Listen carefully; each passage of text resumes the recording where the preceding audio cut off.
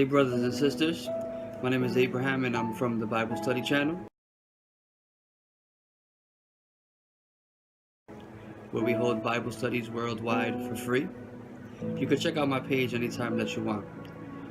I'm looking through this group chat and it was talking about the Trinity and God 3 and 1, and there's a lot of discussion of how can God be one God, and the Bible teaches that God is one God, but at the same time be three. Okay? Now, this idea of one God came from the Old Testament, where in the book of Deuteronomy it says, Deuteronomy 6:4, it says, "Hear, O Israel, the Lord our God is one Lord." So there we see that God is one God. You understand? So we believe in a monotheistic God. Not many gods, but we believe that God is one. Okay? The word Trinity is not in the Bible, if we want to speak correctly and accurately and honestly. The word Trinity came from and is an invention of the Roman Catholic Church. Even though the word Trinity is not in the Bible, that doesn't mean that we don't find the Trinity in the Bible, because we do find the Trinity in the Bible. You understand? To substitute the word Trinity, we have words like Godhead.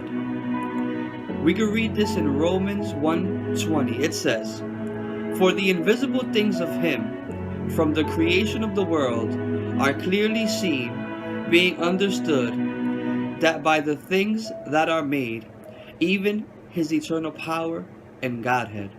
So we're without excuse. So here we read not the word Trinity, we read the word Godhead.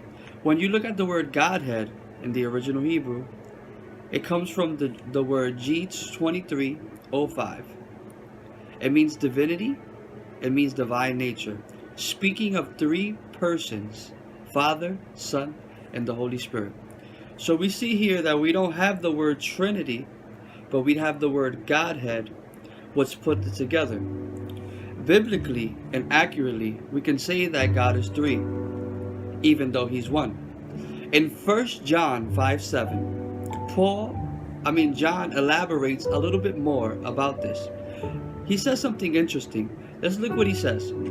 He says, "There are three that bear record in heaven: the Father, which is God, the Word, which is Jesus, and the Holy Spirit. These three are one."